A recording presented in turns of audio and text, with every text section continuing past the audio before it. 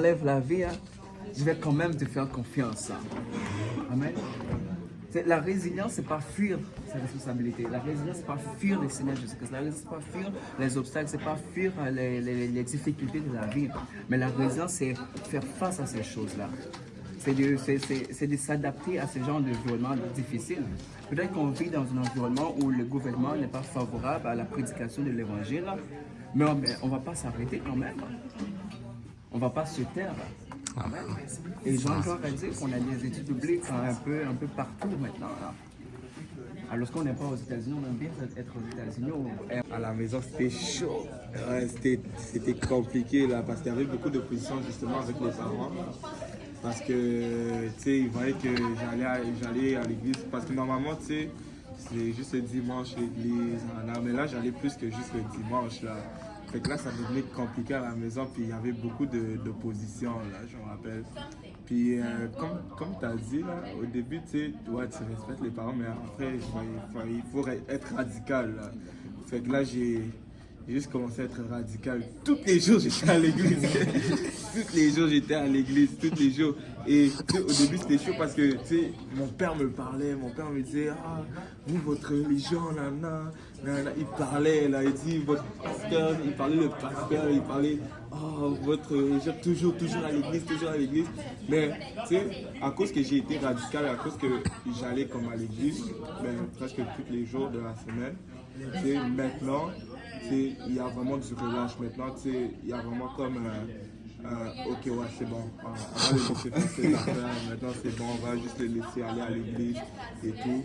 Puis, tu sais, comme tu as dit, j'ai vraiment été résilient, j'ai vraiment été résilient par rapport à ça, parce que je pense que si j'aurais laissé mes parents rentrer dans ma tête par rapport à cela au début, je pense que je ne serais même pas où je suis présentement. Je pense que je serais allé à l'église juste le dimanche, puis je n'aurais pas eu cette croissance spirituelle que j'ai eue là. Donc c'est vraiment ça. Amen, amen. On peut garder ça entre nous. On peut garder ça entre nous. C'est quelque chose que j'avais déjà partagé quand j'avais pris ça à JPNL, c'est comment on a eu la première étude biblique à Babylone. Et je me souviens quand je suis arrivé à Babylone, j'avais cette idée-là de commencer l'étude biblique. Mais j'ai fait 3 sessions où je voulais évangéliser, j'arrivais à l'école, mais je restais sur le banc. Je regardais les gens passer et comme... Je l'ai essayé, mais j'y arrivais pas, tu vois. Mais je continuais à le faire, et c'était tout le temps la même chose, j'arrivais, je regardais les gens passer. Mais... Et je regardais les gens passer. Mais un jour pendant l'été, je ne sais pas si c'était pendant l'été ou c'était avant l'hiver, au début de la session, mais j'avais vu une vidéo de la sœur Sarah qui avait posté une fille qui recevait le don de cet esprit dans son cégep. Et ça m'avait un peu motivé, tu vois. Et je suis allé à l'école, tu vois, je suis sorti devant l'école un peu, puisqu'il faisait chaud, il y avait des élèves devant l'école. Et j'avais l'intention d'évangéliser. Donc je suis sorti, mais la même chose s'est passée. Je ne sais pas aller vers les gens. Tu vois, donc je suis retourné à la bibliothèque, je suis allé prier. Parce que c'était chaud, là, j'avais peur. Mais je voulais quand même évangéliser. Tu vois. Et je me disais que comme, peut-être que je ne peux pas évangéliser, mais je voulais quand même prier. Amen, amen. Je ne voulais pas juste rester comme ça et rien faire, juste me dévaloriser. Tu vois. Je voulais faire quelque chose au moins. Tu vois, donc j'ai continué à prier. Après ça, je suis ressorti, tu vois. Et je suis allé parler à une fille qui était au bord d'un arbre, à côté d'une arbre. Je me suis approché d'elle, je lui ai parlé de l'étude biblique, je lui ai parlé de l'évangile. Elle m'a repoussé, tu vois. Et moi, je suis quelqu'un d'assez sensible, tu vois. Ça m'a fait très mal, tu vois. J'ai voulu abandonner très vite, mais je me suis dit, écoute, j'ai déjà mal, autant avoir mal et ça va passer, tu vois. Donc j'ai continué, je suis allé voir une autre personne, encore un rejet, mais j'ai continué. Et là je suis tombé sur quelqu'un, il semblait intéressé, tu vois. On a échangé nos contacts. Là je suis tombé sur une autre fille, elle m'a même remercié du fait que je l'ai évangélisé parce qu'elle aussi elle cherchait une étude biblique. Amen. Et là, je suis tombé sur une autre personne et il était quand même intéressé. Tu vois, donc je pense que j'avais pu échanger contact avec 4-5 personnes comme ça. Wow. Tu vois. Et là, quand on a commencé l'étude biblique, on était 2, tu vois. Et des fois même, les gens ne venaient plus. Donc des fois, j'allais à l'école, même si bon, j'avais aucune garantie qu'il y allait avoir une étude biblique. Mais des fois, je trouvais des gens sur place, c'est-à-dire que comme, des fois, je trouvais un ami, je parlais, je lui disais que j'ai une étude biblique. Tu vois, là, ben, je faisais littéralement l'étude biblique avec lui. Amen. Donc je l'ai attrapé, on a fait l'étude biblique ensemble. Il a amené d'autres personnes, tu vois. Amen. Il a amené des gens de son programme de soins infirmiers. C'est comme ça qu'on a commencé à continuer l'étude biblique, tu vois. Et à un moment donné, c'était devenu l'étude biblique en ligne, tu vois. Parce que les gens n'étaient plus intéressés vraiment. Tu vois, donc on continue en ligne, tu vois. Et là, c'est la fin de session. Mais je sais que dès que la session va reprendre, il y aura l'étude biblique, ça va reprendre. Tu sais. Je sais Amen. que alors que je vais recommencer à évangéliser, le Seigneur va ouvrir une porte. Amen. Vraiment, c'est comme, vu qu'il y a la caméra, je sais que il y a des gens des autres sujets qui regardent, mais vraiment comme, tu n'abandonnez pas. Amen. Même si ça peut sembler comme, même si tu es devant la muraille de Jéricho, tu ne vois pas comment tu vas traverser, mais juste commence à faire ces tours-là. Commence à tourner avant course. Commence à tourner, même si le premier jour ça ne va pas, même si le deuxième jour ça ne va pas, même si le troisième jour ça ne va pas. Va jusqu'au septième jour et le Seigneur va honorer ta fidélité. Amen. Gloire à Dieu. Passé à la maison, ma soeur était devenue chrétienne, se fait écrire tous les jours à la maison. Ça criait partout parce que mes parents, il y avait vraiment l'opposition avec ça. Mais là, même moi, ça me dérangeait pas de dire, moi, ça c'est pas mon problème, moi je suis pas chrétien, ça c'est pas mes affaires. Mais au moment, la parole du Seigneur commençait à bouger dans mon cœur parce que ma soeur me prêchait ça tous les jours. À un moment, là, j'ai commencé à avoir des doutes et tout. Est-ce que si je meurs aujourd'hui, est-ce que je vais aller au paradis, est-ce que je vais aller en enfer? J'ai même commencé à croire, alors que je croyais pas du tout à ça. Et là, maintenant, on m'a dit qu'il fallait que je donne ma vie au Seigneur. Mais, genre, j'ai dit, ok, une fois je vais aller le dimanche, je vais me faire baptiser parce que c'est là vraiment le baptême que tu commences ta marche avec le Seigneur. J'ai dit, ok, je vais aller me faire baptiser. Honnêtement, je connaissais rien à ça. Je connaissais vraiment rien. Je ne savais pas pourquoi il fallait se faire baptiser. En fait, je connaissais rien. En fait, la seule chose que j'avais dans mon cœur, c'est que j'avais peur d'aller en enfer. Même si j'y croyais à moitié. En fait, je cherchais juste un truc qu'il fallait que je donne ma vie au Seigneur. Mais je ne sais pas comment mes parents ont su, mais le jour que je vais aller aller à l'église le dimanche pour me faire baptiser, un de mes parents vient ça me dit, n'entre pas dans l'eau là. Je dis que mince. Comment il sait que je vais aller aujourd'hui à l'église pour me faire baptiser? Je voulais quand même y aller, ça commence à chicaner, les cris partout et dire ok c'est bon, j'ai pas envie d'avoir le problème avec mes parents, je vais rester à la maison. Et ainsi de suite, à chaque fois que je voulais vraiment aller à l'église pour me faire baptiser, il y avait des situations bizarres qui arrivaient, que même moi, vu que je ne comprends pas, qui me dissuadaient d'aller. Je commençais à avoir des doutes. Est-ce que c'est vraiment Jésus-Christ, c'est vraiment le chemin? Est-ce que c'est vraiment là? En plus, je ne connaissais vraiment rien à la religion. Qu'est-ce que c'est d'être chrétien et tout. Mais à un moment donné, là, j'étais juste parti sur mon grand frère qui n'était pas de chez moi. Je me suis dit, bon, ma soeur m'a dit, bon, c'est aujourd'hui on va se faire baptiser. J'ai hésité un peu, mais je me suis dit que, bon, il faut y aller là, parce que je suis sûr que si j'attends encore, après la conviction va partir, je vais juste retourner à mon ancienne vie, refaire tout ce que je veux après, parce que moi, quand je disais que je devais oublier tout ça, là, je me suis fait baptiser, j'allais me faire baptiser. Déjà, j'étais vraiment dans le doute parce que je suis arrivé à l'église, je trouvais ça bizarre. Ça faisait combien d'années que je n'étais plus allé à l'église. En plus, j'étais à l'église catholique avant. Donc, je trouvais ça bizarre. Honnêtement, genre, après, on me dit qu'on baptise par immersion. Pour moi, ça, c'était quoi ça? Moi, le baptême, ce que je connaissais, c'était je te baptise au nom du Père, Fils, Saint-Esprit, ça va, c'est fini. On me dit que, genre, honnêtement, j'arrive dans la cabine, on me dit que je dois me changer. Moi, j'avais des doutes là. J'avais trop de mauvaises pensées là. J'arrive déjà, je dis, où est-ce que je vais? Est-ce que ces gens-là, c'est des gens de confiance? Parce que je dis, ma soeur est encore tombée dans quel genre d'affaires? Toutes sortes de pensées viennent dans ta tête pour te dire que non, tu ne dois pas faire ça. Jamais, je vous jure. Je dis, peut-être il y a des caméras ici quelque part, quelqu'un est en train de m'observer. J'arrive dans la cabine là, je commence à checker partout. Et aujourd'hui, je commence à checker partout. Je dis, est-ce qu'il y a une caméra ici? Est-ce que ces gens-là, c'est peut-être des gens bizarres? Mais il y avait une seule chose que je savais. En fait, je savais que je voulais être sauvé.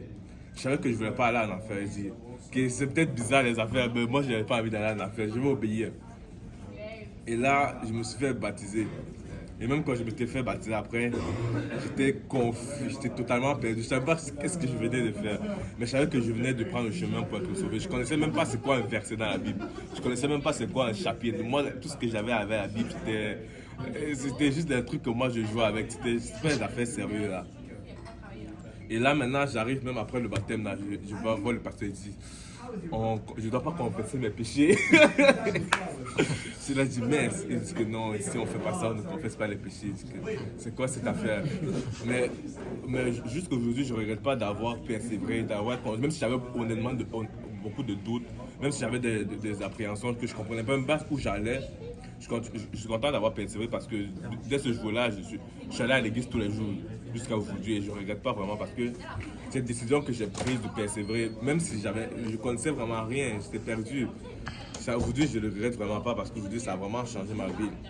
Amen. Ça m'a vraiment révélé des affaires sur ma vie que je crois que ça a été bien, que ça allait bien, mais en fait, ça n'allait pas bien. En fait, cette décision de persévérer, de prendre ce chemin, de suivre vraiment le Seigneur Jésus-Christ, c'était vraiment la meilleure décision que j'ai pu faire dans ma vie. Et comme le dit frère Pierre, si j'aurais pu le faire, j'aurais dû le faire il y a des années, il y a longtemps. Parce que ça m'aurait évité beaucoup d'erreurs, tellement d'erreurs que je dis, mais si j'avais pris cette décision plus tôt, là, je serais là, j'aurais pu pas faire toutes les conneries que j'ai fait là. Et c'est vraiment le passage de la Bible qui nous dit que le royaume des cieux est forcé et seule la violence en empare. Amen. Donc même s'il y a l'épreuve, on doit vraiment persévérer. Amen. On doit vraiment persévérer parce que si tu te dis que oh, je vais m'arrêter là, tu vas rien faire de ta vie. Parce que moi avant, c'était déjà de mentalité que j'avais avant de rencontrer le Seigneur. J'ai un problème, ok, ça va passer tout seul. Je vais rester là, je vais rien faire, le problème va s'arranger. En fait, c'est vraiment avec le Seigneur que je me rends compte, oh, j'ai fait des efforts. J'ai un peu partagé mon témoignage au Vieux-Montréal puis à UDM, une partie de mon témoignage par rapport à ça. Mais j'avais jamais vraiment écouté par rapport au baptême. Ma mère me disait toujours que pour se faire baptiser, il faut être adulte, c'est pour les grands. J'avais pas comme... C'était comme la première fois, j'écoutais aussi le parler en langue. Plein de concepts bibliques, si je peux le dire comme ça. Pour nous, pour ma mère, c'était juste le dimanche également qu'on devait juste aller à l'église. Puis quand je suis arrivée à l'église, déjà je dirais que je suis arrivée à l'église avec de la résilience. Parce que juste la façon comment ça s'est produit, comment dans le gala Épinay ça s'est produit, on a tiré mon nom 2 fois, etc. Puis sachant que c'était des gens que comme je connaissais aucunement, le fait de juste faire cette confiance-là à Pierre quand il m'a invité chez lui pour la première fois la journée suivante, puis après le pasteur qui m'a invité à l'église pour la journée suivante après, puis après on m'invite pour aller à l'église, ça montre aussi l'aspect de la résilience. Sinon, moi je dirais par rapport au mercredi, je dirais beaucoup. Parce que ceux qui ne savent pas, comme quand je suis rentrée à l'église, moi, je venais aucunement comme le reste de la semaine. J'allais juste les dimanches. Mais le truc, c'est que quand j'ai commencé à venir chaque dimanche, les gens étaient comme, OK, on va dire à Angie qu'il y a également les mercredis. Mais le truc, c'est que moi, je disais directement non. Et la raison, c'était parce que j'avais un stage qui finissait genre à 6 heures. C'était très compliqué dans mes horaires. Je suis en bus, j'ai pas de voiture encore. et tout ça, donc ça devenait trop compliqué. Mais là, c'était plus juste le frère qui me parlait du mercredi, mais je voyais également tous les jeunes qui allaient les mercredis, qu'ils avaient comme une boostée spirituelle, genre. J'étais comme, attends, t'étais là il y a 2 mois, puis maintenant t'es rendu là, puis ça fait même pas 2 mois que t'es à l'église, je comprends pas. Puis juste voir que ces jeunes-là ont été touchés par ça, par les enseignements et tout. À l'intérieur de moi, je disais, je dois y aller également. Puis je me rappelle même le pasteur Yannick est venu me voir, il m'a dit check, je viens également demain. Moi je dansais là, les mouvements comme ça dans la rue, etc. Là il me parlait de son témoignage, nanani, nanana. Puis il m'a dit je te vois les dimanches, mais je vais également te voir les mercredis. Wow. Puis là je suis comme, pour de vrai là, les mercredis c'est chaud hein. Donc là j'ai essayé une fois, mais comme sans m'attendre à rien. Puis là, j'ai juste vu que, en effet, c'est différent au dimanche, mais c'est vraiment très édifiant. Puis j'ai commencé juste à prier parce que c'est quelque chose que je voulais à l'intérieur de moi, mais je pouvais pas. Donc là, la session d'après, on me change de stage. Puis mes horaires finissent, genre les mercredis, ça finit à 3. Donc ça fait en sorte que maintenant, genre, je peux venir les mercredis. Donc, comme le Seigneur a réalisé le vouloir, et il a fait en sorte que je puisse être disponible pour lui.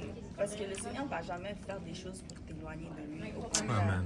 quand tu cherches quelque chose, il va vouloir il va écouter cette prière, puis il va l'exécuter, comme le mettre dans ta bouche. Amen. Puis quelque chose que je disais à une fille ce jeudi que j'ai connue, genre c'est une fille que je m'attendais pas à la connaître, puis c'est une fille que depuis elle m'a marquée. J'ai dû passer au Vieux-Montréal. Puis elle me disait qu'elle croyait qu'il y avait un Dieu, mais elle savait pas c'est qui.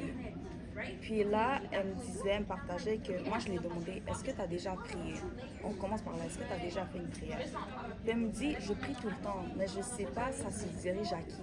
Toutes mes amies sont catholiques, toutes mes amies sont de telle branche, mais j'ai réalisé, on croit au même Dieu, mais c'est comme si vous croyez à des dieux différents. Puis elle m'expliquait un peu le point de vue. Puis elle me dit, ben aussi les signes, genre les 4-4-4, les 2-2-2, les trucs comme ça connus dans le monde, les signes zodiaques, elle croit aussi un petit peu à ça. Donc elle ne sait pas vraiment où se pencher. Puis là, j'ai juste dit une chose. Moi, j'ai dit, moi, je ne vais pas venir te dire ça c'est la vérité, ça tu dois croire à ça, tu sais. Moi je suis venue te présenter ce que la parole de Dieu dit, l'évangile. Puis moi j'ai dit, check, si tu as des doutes et des questionnements, je suis là, mais avant tout j'aimerais que tu pries et tu fasses cette prière comme individuellement en demandant à Dieu de se révéler à toi. Parce que moi je trouve que quand tu fais cette prière et tu cherches, tu veux le savoir c'est qui, il va se présenter devant toi. Parce que justement, je l'ai dit, tu sais, comme cette grande commission, ce n'est pas pour juste les personnes qui sont nées à l'église ou pour telle nation ou tel pays, mais c'est pour tout le monde, même pour les personnes qui croient dans d'autres choses, qu'ils se pensent loin ou juste indésirables aux yeux du Seigneur. C'est pour tout le monde. Donc, quand tu veux et quand tu cherches et quand le fait que tu as prié, même si tu ne sais pas c'est qui pour l'instant, il va se révéler à toi. Amen. Puis cette fille-là, pour de vrai, c'est une fille que, en tout cas, j'espère l'avoir jeudi prochain. Ben, ce jeudi, je vais y aller au Cégep du Vieux-Montréal. Puis j'ai juste senti comment, avec ce que le Seigneur m'a dirigé dans ses paroles, parce que c'est pas venu de moi, parce que sinon, j'aurais pas dit ça. Mais vraiment, je sais qu'il y aura vraiment un bon témoignage, un témoignage puissant de sa part. Puis c'est vraiment quelqu'un qui m'a beaucoup frappée. Amen. Donc j'ai foi et confiance et résilience que Dieu va mettre son œuvre en place. Amen. Comme moi, je suis à l'aise à parler avec les gens que je connais. Mais genre, quand c'est des gens que je connais pas, je suis un peu... Bon, voilà. Mais, tu sais, Dieu m'a vraiment ouvert les yeux dans ce sens où 2 secondes d'inconfort, littéralement, ben, c'est parce que là, ça dépend de l'éternité aussi de la personne. Fait que si Dieu te dit, comme, OK, you have to share the gospel to that person, parce que tu sais pas par quelle je veux dire, quelle situation cette personne-là fait face, mais juste de lui dire que comme, hey, tu sais quoi, comme, there is someone above, which is Jesus Christ, that loves you deeply, et il veut avoir une relation avec toi, parce que you don't have to deal with this alone, you know?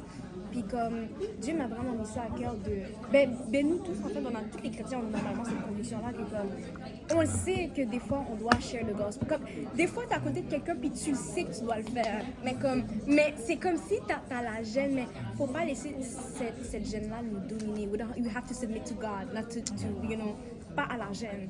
Fait que, en vrai, c'est ça, juste comme un encouragement de comme, Amen. si tu sens vraiment que Dieu met dans ton cœur, de comme, il y a quelqu'un à côté de toi, puis tu le sais au fond de toi que you have to share the gospel, do it. Parce Amen. que ça va être inconfortable pour 2 secondes. Peut-être la personne va te juger. Et c'est déjà arrivé à une de mes amies, elle m'a jugé, elle m'a dit, ça c'est ta vérité, I don't believe in that. I was like, ok, c'est correct, mais I'm just want to let you know, I'm gonna pray for you. Et 1 an après, elle est venue à Dieu. Wow. Fait qu'après, même si que la personne juge et dit que, oh, je suis pas intéressée, je veux rien savoir, mais ça c'est parce que the devils know that this is the truth. That's why c'est pour ça qu'ils sont dérangés. Tu vas pas être dérangé par quelque chose qui est faux, tu vas t'en foutre, tu vas être comme, ok, moi je crois pas ça, je m'en fous. Mais s'il y a une frustration, c'est parce que tu fais ce que Dieu veut, tu vois.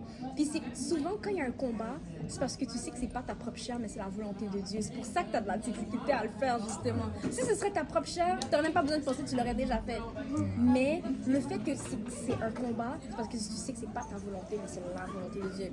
Donc, ce serait juste comme un encouragement. Et je prends aussi de cet encouragement-là que comme, oui, on n'est pas censé to be ashamed to share the gospel. Si vous voyez que Dieu vous met dans le cœur, vous êtes assis de quelqu'un puis vous sentez comme, tu sais, des fois, tu sens que la personne est oppressée spirituellement, tu sens une lourdeur à côté de cette personne-là, puis tu es comme, quête, si cette personne connaîtrait Jésus, oui, si toi, tu ouvrais ta bouche pour lui parler de Jésus.